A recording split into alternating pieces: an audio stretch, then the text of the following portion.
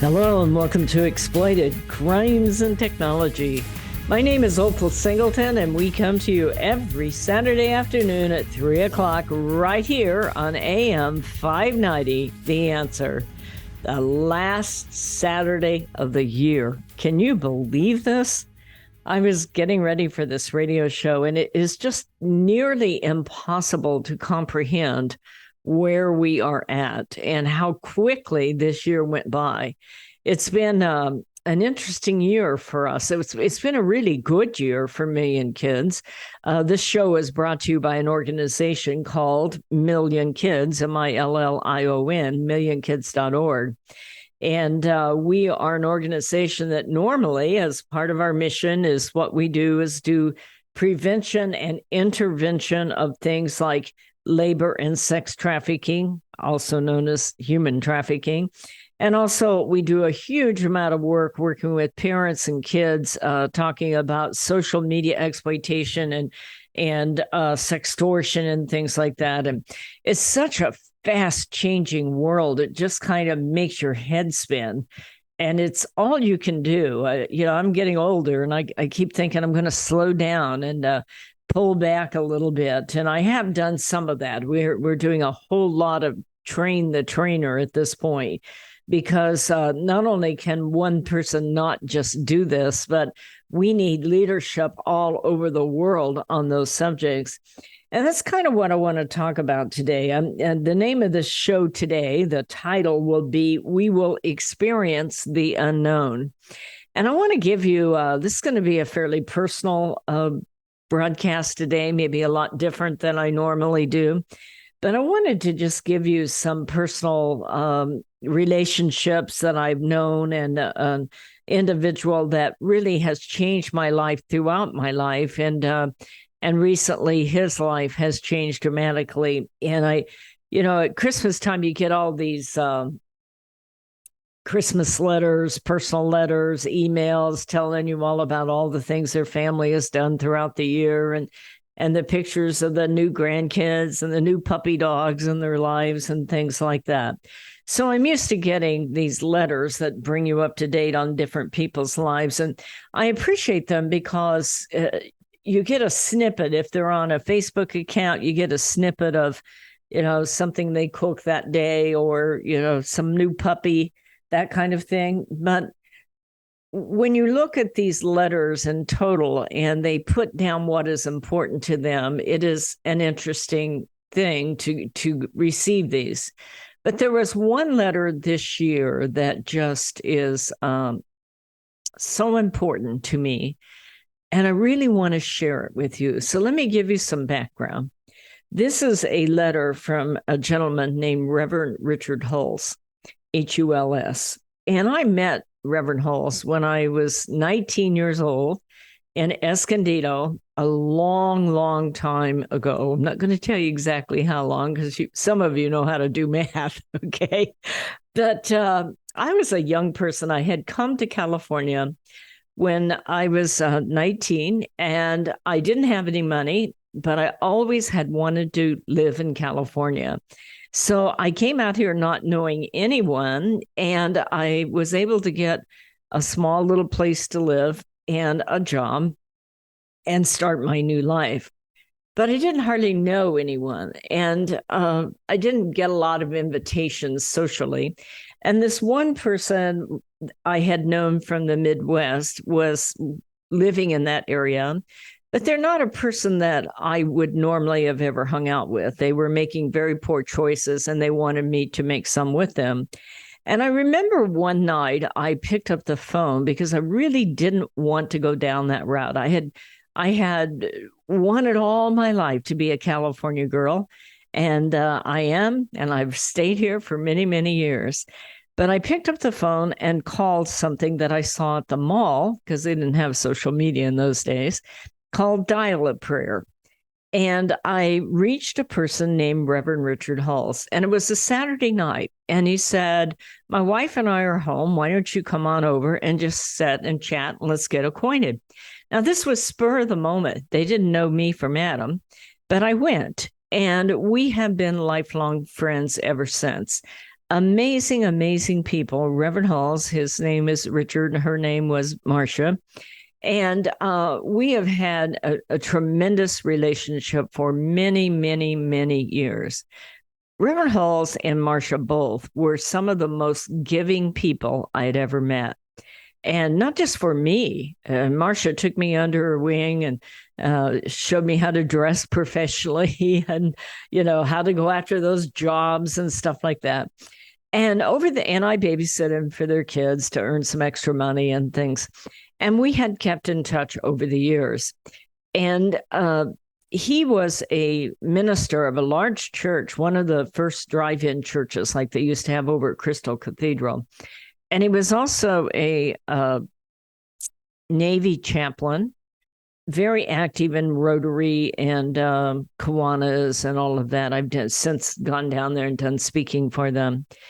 Well, what happened is they were quite older now. They're now, he is 89 years old.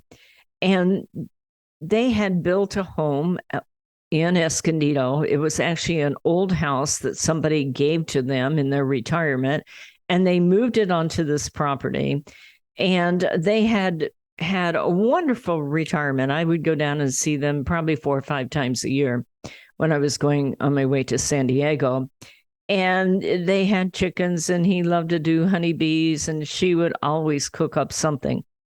Well, June 15th, this year, in the middle of the night, their house caught on fire. And it was, they now know that it's from a defective charger on a recliner. I'm not going to say the brand because there's, I'm sure, litigation going on somewhere there. But their house went up into flames while they were asleep. And Marcia passed away in her sleep and just passed away from inhaling that. But Reverend Halls was trying to save Marcia, and he got up in the middle of the night and he ran towards the door to try to help. His son was also staying in the house, his adult son. And in the end, he ended up becoming severely burned. And on top of it being an older house, there was asbestos in this house. And so he inhaled a lot of burning asbestos. And so for more than a month, he lived in a coma. And then as he got out of the coma, he was on a breathing tube and ultimately a tracheotomy as they're trying to help the wounds heal. He was unable to communicate. Now, this is a man who had done his entire life by communication. And now everything he had was gone. His wife of 60 some years was gone. The home is gone. His ability to communicate is gone, but he's still alive. And he spent almost 5 months coming in through rehab. And he's still now, they put him in an apartment in an assisted living where people can bring him assistance. But he is absolutely committed to going on with his ministry of dial-up prayer. And yes, Million Kids has helped him do that because it is that dial-up prayer when somebody reaches out in the middle of the night and really needs help, that who are you going to call and who are you going to turn to? He can communicate now. They did a tracheotomy. Now they've closed that back up. He's doing okay. And he sent one of those Christmas letters. I suspect he dictated it and one of his children wrote it. I don't know its type because I have his writing here at the bottom on a personal note. But one of the things that he said was, and it caught my attention, will it be a routine Christmas business as usual? For me, it will be different for our family. No tree, a few gifts, only memories and moments of sharing. We will experience the unknown. And that just is so powerful to me. We all experience the unknown, but he's starting from a long ways back at this point when he experiences the unknown. And I really wanted to talk about what that looks like for so many of us. I have given hour upon hour of thought about what that is like. In my own personal journey, many of you know, about 7 years ago now, I lost my husband of 44 years. And then I went 2 years of experiencing the unknown, all the doubts. Am I okay by myself? Am I smart enough by myself? Am I able to make good decisions? Can I build a life by myself when I don't really want a life by myself? Well, after a couple of years of widowhood, I did meet a wonderful man, and my life has been rebuilt. But my heart really goes into this line of we will experience the unknown. And that is true for every one of us this next year. This is Opal Singleton. We're up against that break. Be right back. Are you tired of eating at the same old restaurants? Let me tell you about a fabulous Italian restaurant we found in Riverside, Mamma Mia's Italian Restaurant. Their caprese salad is exquisite with candied balsamic glaze. All of their sauces are special recipes using only the best olive oils. The salads are fresh and healthy. They offer a wonderful array of pastas, including shrimp scampi, capellini, bolognese, and lasagna. They're famous for their gourmet pizza, and you can order online for takeout or have a special date for dining in with family and friends. Mamma Mia's caters special occasions and host private events. You have to try it out. Mamma Mia's Italian Restaurant, located at 10971 Magnolia Avenue in Riverside, 1 block north of La Sierra on Magnolia. That's Mamma Mia's in Riverside. Be sure to tell Michael, Alex, or Joseph you heard it on AM 590 The Answer. Hello, this is Opal Singleton of MillionKids.org. I believe the 4 most powerful words on earth are I believe in you. So we created a challenge coin that says, I believe in you on one side and stand tall, you are loved on the other side. This one-of-a-kind challenge coin is a perfect gift for birthdays, anniversaries, graduation, Christmas presents, or just an anytime gift for someone you love. What a powerful message for a parent or a grandparent to give to a young person. This 2-inch coin is made of polished gold. It's striking to look at, and it is priceless to hold. It is packaged in a beautiful black velvet gift box. What a great way to leave a legacy of love that will last forever. To purchase this coin, go to millionkids.org/gallery. Each coin is $25. Go to millionkids.org/gallery to purchase and give a legacy of love. Real estate sales in the Inland Empire are really hot. Sellers and buyers recognize that these low interest rates will not last. Sean and Colleen at Caldwell Banker Armstrong Properties in Riverside are proud to sponsor this show. They are the best in the Inland Empire. They're fair, honest, creative, and they care about you and your situation. If you're in the market to buy or sell a home, call Sean and Colleen at 951-529-4066. AM 590, The Answer. Hello and welcome back to Exploited Crimes and Technology.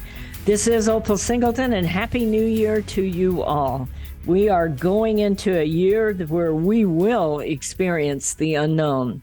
As I thought about what that meant for Reverend Hulse to experience the unknown, I thought about it in terms of myself and my kids and my friends, and all of us will experience the unknown. You know, I find myself at times, because of the work that I do, I see sometimes the worst of life. And we're always out there trying to save some kid or keep some kid from sending a naked photo, or assist with law enforcement if you have somebody who's ran away and is in trouble and like that. But I also know that I look at the world maybe a little bit more pessimistically. And I thought about what Reverend Hulse said about we will experience the unknown. I feel like that's really where we're at as a nation and as a people, that we are experiencing the unknown, that we never could have understood that we were actually going to be here even 12 months ago, even 2 years ago. And it is very concerning for me. One of the unknown is I've seen our nation change dramatically in the last couple of years, and is changing in a way that doesn't make me feel particularly confident, if you will. First of all, just the communication styles in the news is so combative, so negative, so ability to gotcha all the time. on top of it, I'm from an era where if it was news, you could believe it. And that if you said something that wasn't quite true, you would pay for it with your career. And yet today, with social media, I often say that this generation of kids will have more information provided to them than any generation in all of history, but they will also have more opportunity to be exploited and less opportunity to be able to tell what is true because there is no verification. When you get into news by social media, there's very little verification. And yes, it's very politically a movement, if you will, about misinformation. But then who is deciding which information is misinformation? They're using the term misinformation to be able to say, you need to believe this, not that, because I want you to believe this way. And as we look at the unknown, you say to yourself, how on earth can we figure out what is true or what is even near truth and what is right? Even in our news, you'll often hear me say it just drives me insane. You hear a news story, and then you have someone come on and tell you what you heard, like you're not capable of figuring it out yourself. But they want you to believe that you heard what they want you to believe. And it's an interesting thing when we're experiencing the unknown, because you listen to this stuff and you say, what is true here, really? And we're in a political environment where people stand up and say things that have absolutely no truth to them, or they will take a set of facts and move them around so it makes their point and gets you to see something their way. And that makes me very uncomfortable going into a world where it is nearly impossible to verify truth. And on top of it, we're trying to prepare our young people to be able to verify truth in that world. I think about that because one of the things I'm very, very concerned about, because as I mentioned, I work in human trafficking and combating human trafficking. And for the last several months, we have had open borders. We're literally a nation without borders at this point. I mean, right now there's a caravan of 12 to 15,000 people, depending on who you believe one more time. But I saw the photos. I can tell you there's more than 10. I don't know if it's 15,000 or 10,000 or 20,000. I don't know what it is, but it's big. And they're headed towards our border. Now, that's just one event. People are streaming across our border by the tens of thousands. And many of them are military-age males. And we don't even know where many of them are from because they just come in. We have no border at this point. And anytime you do that, now, let me make something clear. I know a lot of people that are not documented because of the work that I do. And many of them are very fine people. But a percentage of the population are not fine people. And in fact, they are exploiting the very fine people. And they want money and they're threatening to harm. Now they're doing that on our soil. And I keep saying, just because they're on U.S. soil does not make these people safe. They're traveling with people they owe money to or people who are trying to intimidate them. And I say to myself, you talk about experiencing the unknown. To my knowledge, the United States has never been here before. And to have our leaders stand there and say it's okay, or to talk back to the people that are trying to stop it and say it's not really like you say, and in fact, it's your fault and you deal with it, kind of thing, is just an interesting place to be in our society. I think about experiencing the unknown for the nation, a nation without borders, is really a bit intimidating because I can't imagine how this is ever going to be anything good. The crime rate cannot possibly go down when you have millions of people that you don't know who they are. They don't have a way to make a living. You don't know where they're going, and they don't know who they're being controlled by. And as I think about this idea of we are experiencing the unknown, I say that to myself. We are experiencing a United States of America that I have never experienced. And I look at it and I say, how can this be fixed? How can I fix it? What can I do different? And as I see these people pouring across the border from all over the world, and our politicians standing there saying, no, it's not really happening, you say to yourself, how can this continue on? How does the world unite and stand up against this and say, enough? The United States of America is a country with borders, and we want to go back to being a country that is sovereign and have autonomy and know who is in our society. And for people to say it is not happening, well, if it is happening, it's okay. And if it is happening, it's your fault. And it's not a bad deal, is an interesting time in our life. And I look at the future as I look into 2024, and I truly thought what Reverend Hall's, he didn't say this in his statement, but when I look at his statement of we will experience the unknown, nothing has been truer in all of life. Going into 2024, we will reap the results of what has happened up until this day. And at some point, we're going to have to find a way to deal with this. I also share with you that as I look at this and I try to prepare for 2024, I try to get a grip about what can I do as a person and what can we do as a nonprofit organization. Certainly, we are here to help people.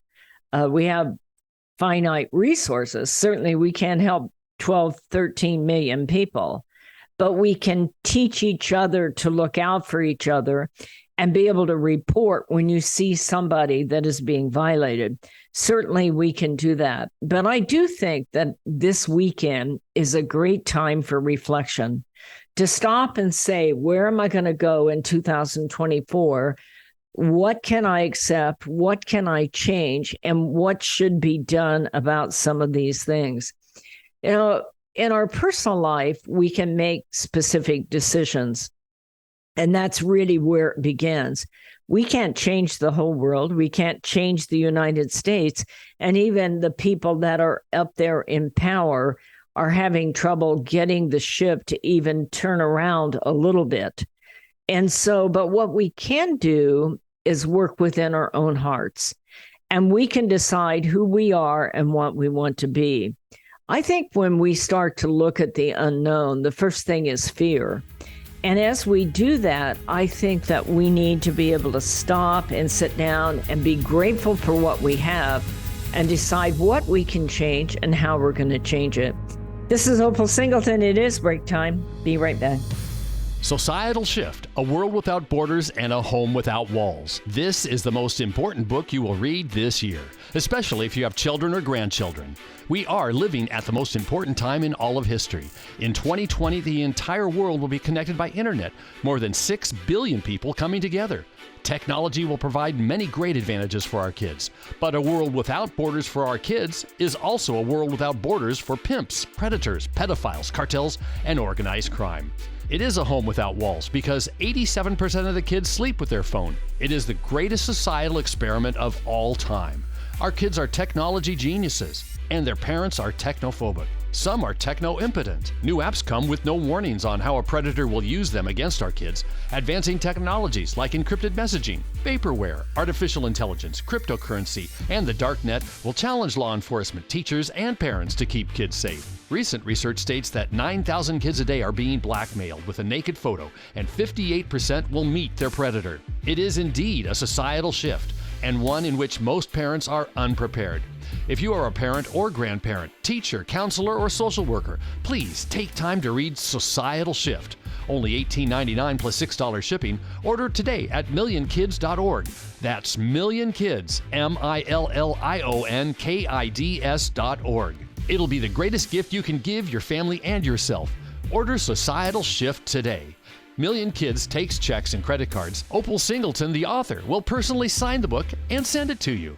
Again, go to millionkids.org and order Societal Shift today. Join Million Kids. Keep our kids safe from predators.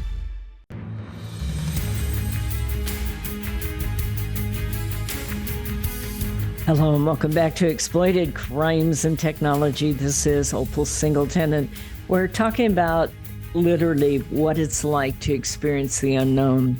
Before I go into any more of this, I'd really like to take a minute to say thank you to all of you who during 19, that's a long time ago.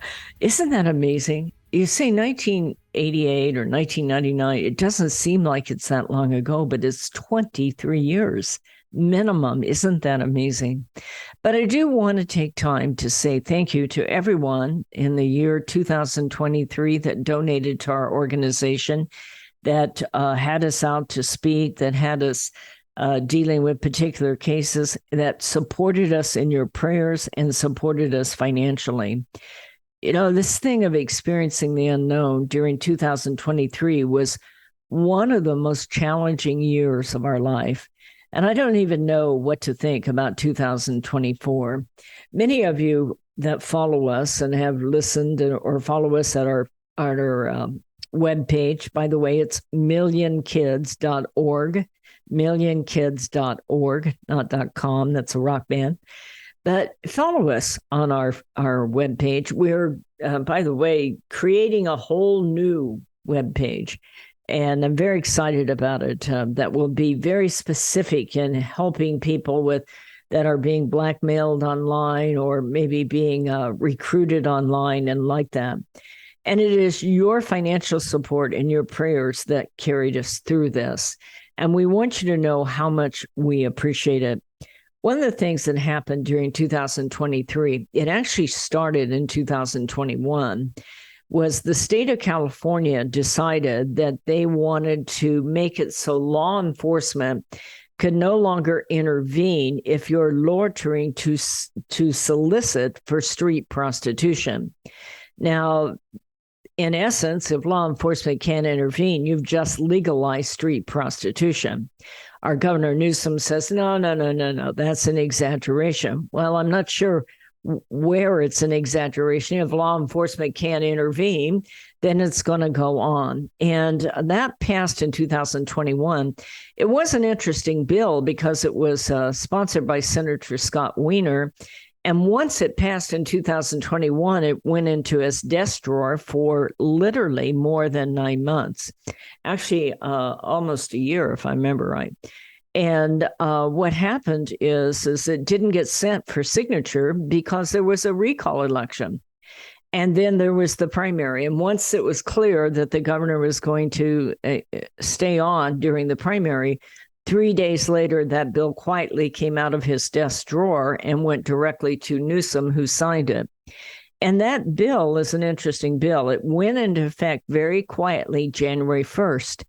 And not a lot of people have known about it, even though me and kids, we've screamed and yelled and thrown things and done everything we know to do to fight this darn bill.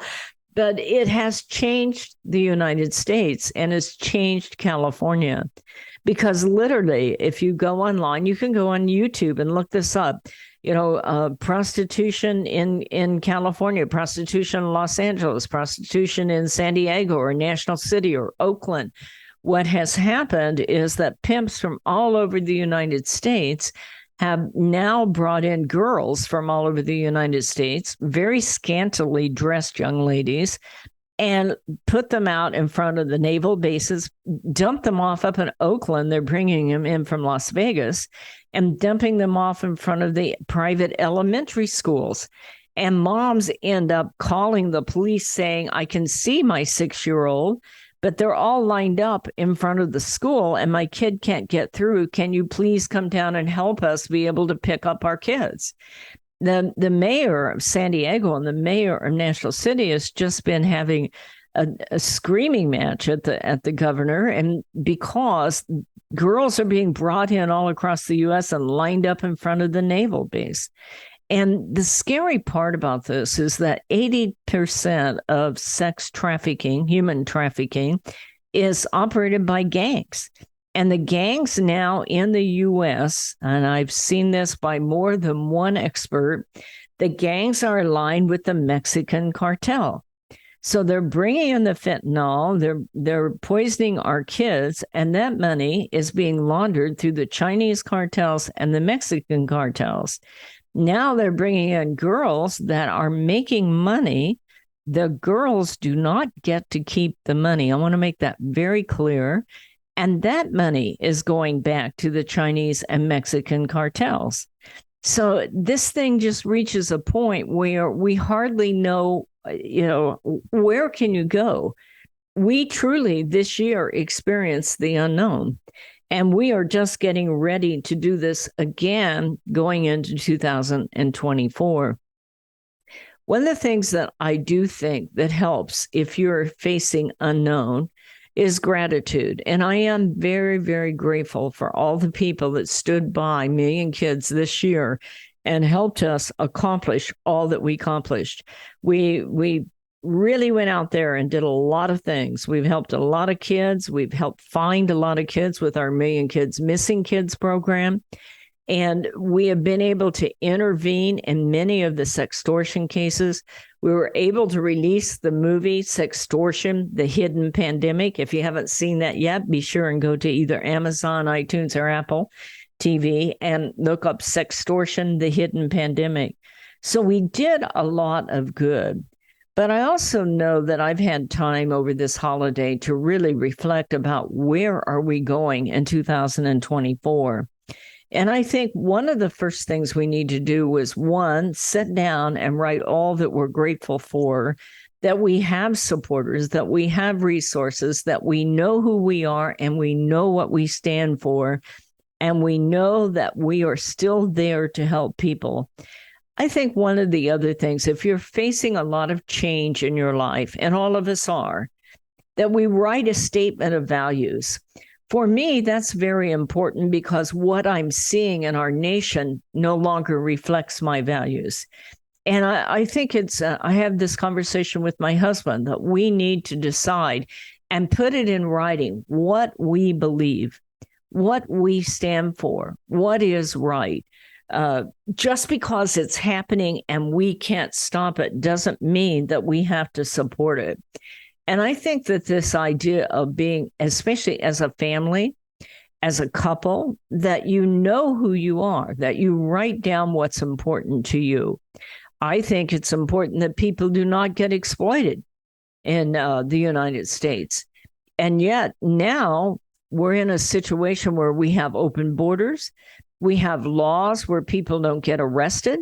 We have a lot of people that are going in and out of our streets, that are robbing our retail stores, robbing people in the parking lot, and harming people in the parking lot.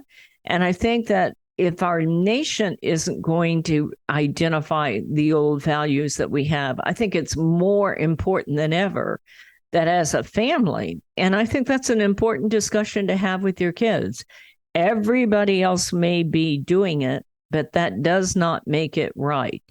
And it's a situation where there used to be a statement within our country that we stood for certain values. Well, that isn't particularly there at this point.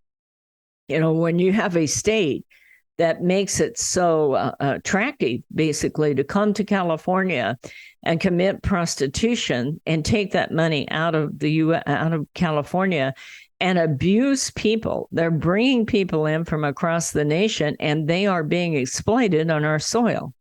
And that is true whether you have an open border or whether you have SB 357. And it's a scary time. So it's one of those things where I think now more than ever, we need to be able to sit down as husband and wife, as aunt and uncles, grandmas and grandpas, and sit down with our kids and say, I don't care what you get on social media. I don't care about all those protests that are out there. I don't care about what a lot of crazies are doing on TikTok.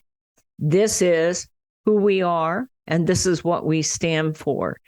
And this is how we're going to conduct our lives. I believe that that's now more important than at any other time in history. We can't control the US government. We can't control the California government, and we can't control your local politics. But we can control who we are, and we can state our values. But to be able to do that, especially with young people these days, because there's so many people trying to influence our young people to convince them, well, that's okay if you do it as long as you film it and everybody and it goes viral. It doesn't matter. And it does matter. And it's important to have those hard conversations. I'm very proud of Reverend Hulse when he talks about experiencing the unknown. For him, that is really scary business. And it's really scary for us too, quite frankly. Be right back, break time. Hello, this is Opal Singleton of Exploited Crimes and Technology. I want to tell you about a book I wrote called Seduced, The Grooming of America's Teenagers. It's all about how predators access, groom, recruit, and exploit our young people using social media, online gaming, video chat rooms. Technology is changing at the speed of light, and we have to understand how to keep our kids safe from predators. So you can get this book by going to www.millionkids.org. It's $16. I'll sign it and I'll ship it to you personally. We hope that you will order this book, educate yourself about how to keep our kids safe in this day of changing technology. Join us each Saturday for our radio show at Exploited Crimes and Technology at 3 o'clock on AM 590. The Answer. Custom Service Systems, a proud supporter of Million Kids, is a family-owned and operated commercial cleaning company servicing the Inland Empire and surrounding areas since 1974. CSS takes pride in their ability to maintain the business facilities they serve and their long-lasting relationships with their valued clients. CSS provides a variety of cleaning systems customized to client needs, including deep cleaning and disinfectant to be COVID-19 compliant. From basic office cleaning to windows and floors, CSS will clean up your mess so you don't have to stress. Custom Service Systems cares about families and communities and wants to give back. Custom Service Systems are proud supporters of Million Kids to keep kids safe from predators. If you need the best cleaning services for your business or corporation, contact Custom Service Systems at cssclean.com. Again, cssclean.com, or call 951-781-9345. That's 951-781-9345. You will know you found the best. Custom Service Systems. Hello, this is Opal Singleton of Exploited Crimes and Technology. Let me tell you about my friend Doris Anderson at Remax Realty in Upland. She is amazing. She's kind, she's patient, but she listens.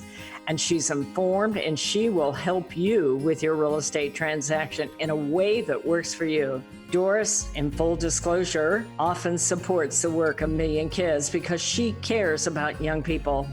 But she knows how to analyze a market, how to market a property, and how to find just the right transaction for both buyers and sellers.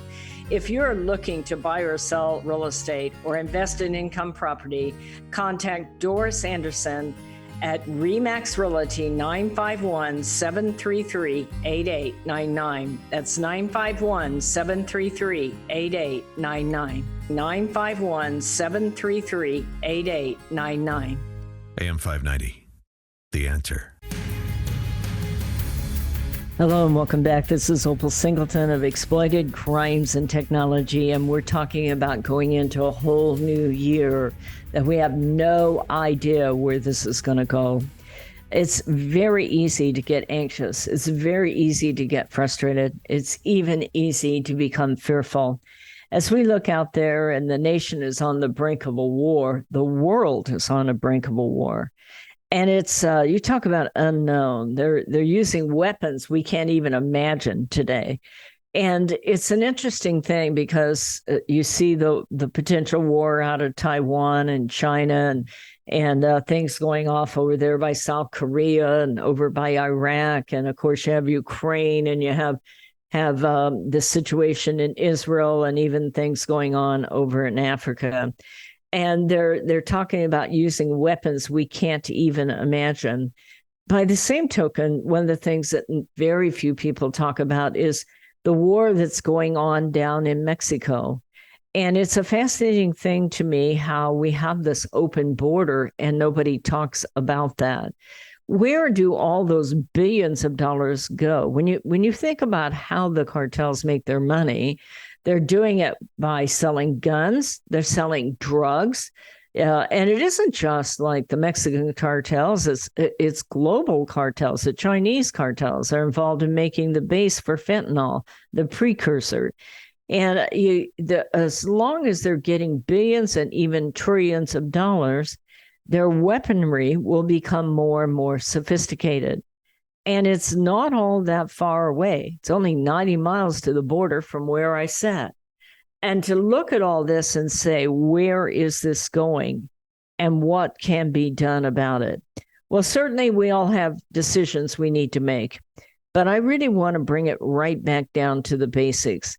When I look at this situation, for instance, with Reverend Halls, he really is starting at the very basic level. He's 89 years old and starting his life all over again. No wife, no possessions, no health. His health is getting better. And I'm sure that he's saying to himself, what can I change and what can I accept? And then what can I do different so that I become stronger? Well, I kind of think we're all in that boat, certainly not to the extent that he is. Then I look at myself and I say, I get so frustrated when I see what is happening all around us with the homelessness everywhere, with the crime going up, with inflation going up, with open borders going up. It's very easy for me to say, I can't fix any of this and I quit. And there is something to that. In some ways, I have to let that go. Not that I quit. It's important, I think, to recognize it. I also think it's important to share this with your loved ones. It kind of releases your anxiety and gives you a chance to calibrate the truth. I think it's important to talk to your kids about it and say to them, what can we fix? What can we change? What do we believe? Even if it isn't what you're seeing in the nation or what you're hearing in schools.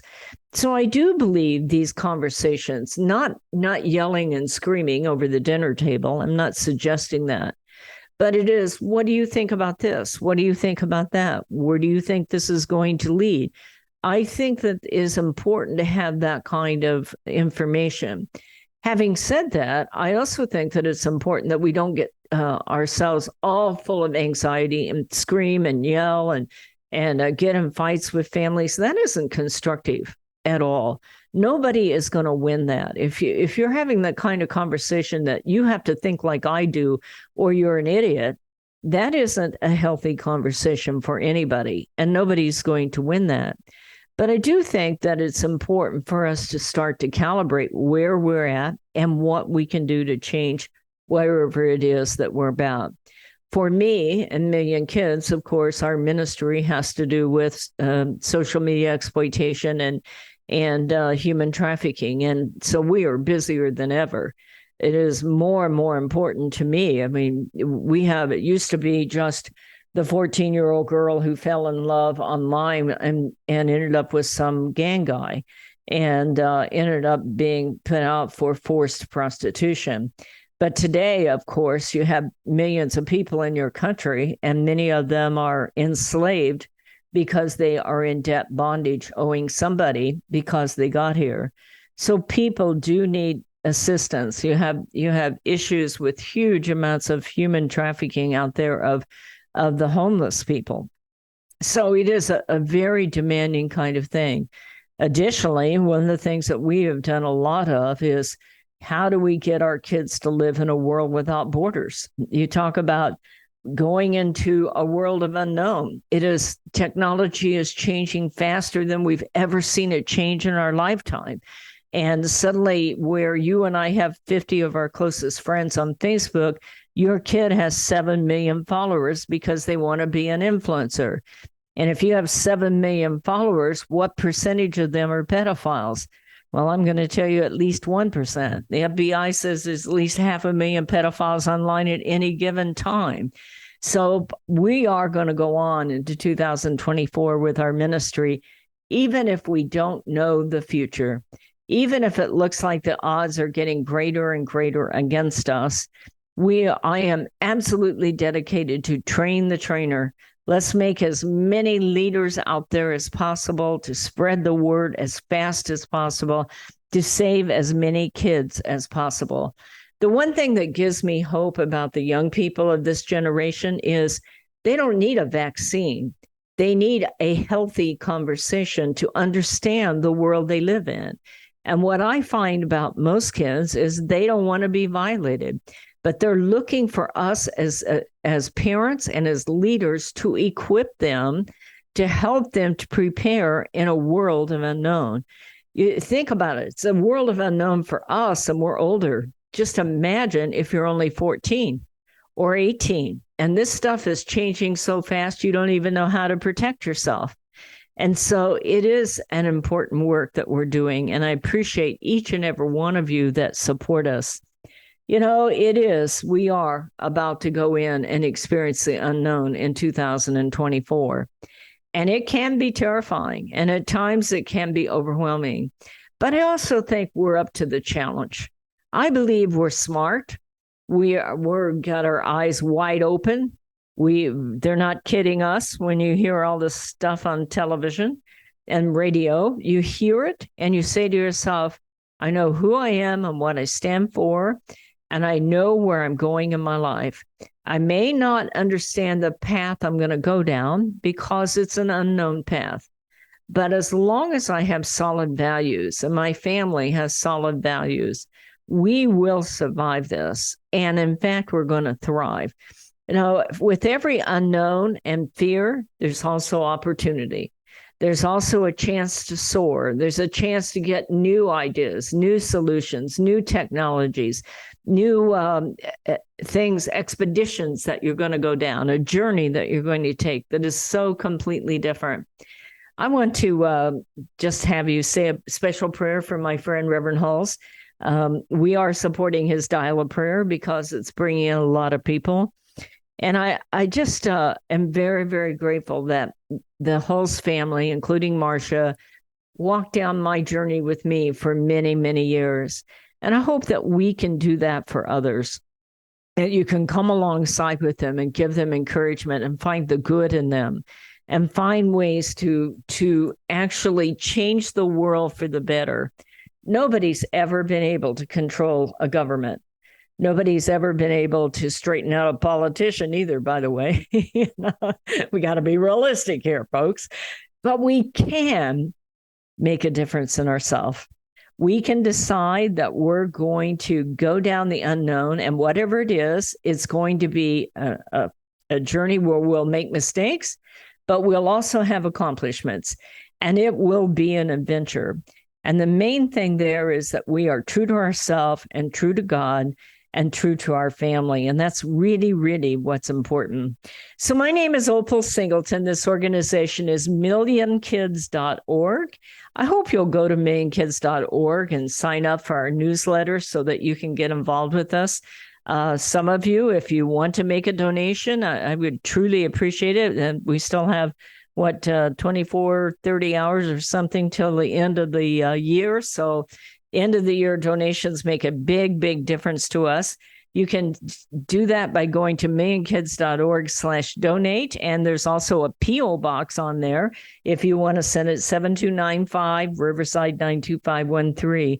If you're old fashioned and you want to do those checks, I like those checks. I go down to the post office myself, so I appreciate them. Hi, folks. Folks, I hope that you really will have a wonderful new year, that you're getting ready and that you put your arms around your family and let them know how proud you are of them and how important they are to you. You folks have a great new year, and I'll see you in 2024.